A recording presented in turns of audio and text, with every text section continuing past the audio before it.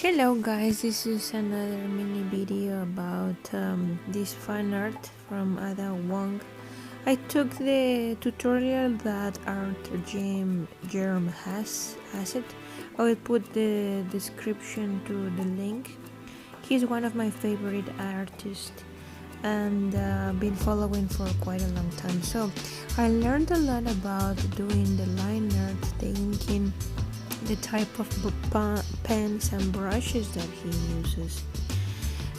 So after taking some time of finishing the line art on top of the pencil, he makes some shadows with black and gray.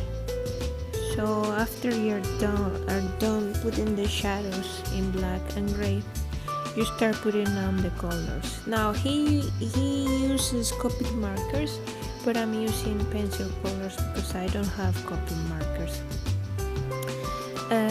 So I really enjoy it. I can see it's not quite perfect. It has a little bit of my style. Artgerm draws like the girls that he draws, sometimes they look more Asian.